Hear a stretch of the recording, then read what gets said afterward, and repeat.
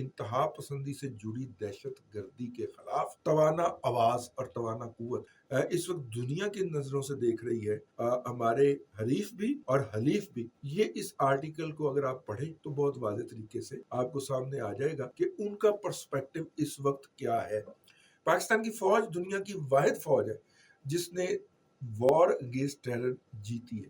بسم اللہ الرحمن الرحیم۔ گزشتہ روز پاکستان کے دفتر خارجہ نے باقاعدہ احتجاج کیا ہے، پروٹیسٹ لانچ کیا ہے اس خط کے اوپر جو کہ 62 امریکہ کے سینیٹرز نے لکھا ہے۔ 100 میں سے 62 تقریباً 2/3 ہو جاتی ہے اکثریت۔ انہوں نے لکھا ہے صدر امریکہ کو وہ پاکستان کو کہے کہ پاکستان جو ہے وہ ایک بانی پی ٹی آئی کو رہا کرے۔ اس سے پہلے بھی یہ 200 سے زیادہ ان کے جو کانگریس مین ہیں، یہ تقریباً 450 ہوتے ہیں، مطلب وہ بھی وہاں پہ بھی 50% سے زیادہ تھے، انہوں نے بھی اس طرح کا مطالبہ یا کوئی قرارداد پیش کی تھی۔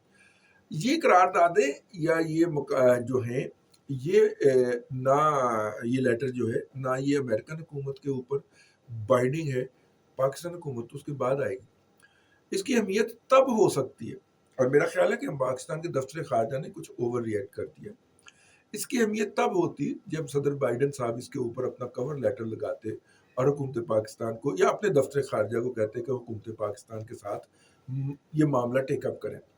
نہ پہلے کوئی ایسا کام ہوا تھا، نہ اب کوئی ایسا کام ہوا، لیکن اس کو بنیاد بنا کے جو ہے ڈیجیٹل دہشت گرد جو ہیں انہوں نے ایک طوفان بدتمیزی برپا کرنے کی کوشش کی، لیکن اللہ تبارک و تعالیٰ بھی تو پھر اس طرح کے مواقع نہیں نا جانے دیتا ان لوگوں کو ذلیل و خوار کرنے کے۔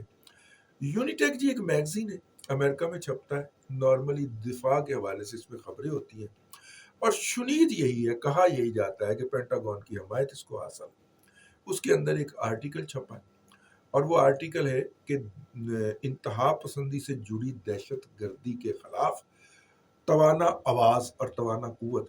اور آگے ہمارے چیف آف آرمی سٹاف حافظ سید عاصم منیر شاہ صاحب کی تصویر لگی ہوئی، اور اس کے بعد پھر انہوں نے بتایا ہے کہ کس حکمت عملی کے ساتھ اور کس ترتیب کے ساتھ انہوں نے انتہا پسندی سے جڑی دہشت گردی کو نہ صرف کہ نیریٹو کے محاذ کے اوپر کاؤنٹر کیا ہے، انگیج کیا ہے، بلکہ شکست دی ہے، بلکہ گراؤنڈ کے اوپر بھی جو دہشت گرد گمراہ قسم کے جو لوگ ہیں وہ جو سرکار اور غیر سرکاری املاک کے اوپر حملے کرتے ہیں ان کو کیسے قابو کیا۔ تو مطلب کہ ابھی وہ پوری طرح ڈسکس بھی نہیں ہو پایا، میرا ہاتھ آئی نہیں رکڑنے، وہ ابھی پوری طرح ڈسکس بھی نہیں ہو پایا، ادھر سے یہ آرٹیکل اپیئر ہو گیا۔ میرا خیال ہے کہ پاکستان کو اس وقت پاکستان کی دفاعی صورتحال کو اور پاکستان کی دفاعی فورسز کو اس وقت دنیا کی نظروں سے دیکھ رہی ہے، ہمارے حریف بھی اور حلیف بھی۔ یہ اس آرٹیکل کو اگر آپ پڑھیں تو بہت واضح طریقے سے آپ کو سامنے آ جائے گا کہ ان کا پرسپیکٹو اس وقت کیا ہے۔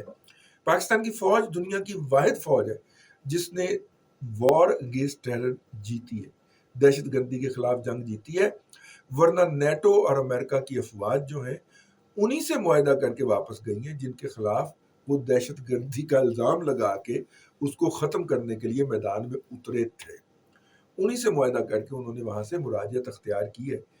صرف پاکستان وہ قوت ہے دنیا بھر کے اندر واحد قوت کہ جس نے جب ایک فورس کو، ایک گمراہ لوگوں کے گروہ کو جب دہشت گرد کہا اور دہشت گردی کے خلاف جنگ لانچ کی تو ان کو اپروٹ کیا گیا، ان کو نیست و نابود کیا گیا، ان کو تباہ و برباد کیا گیا۔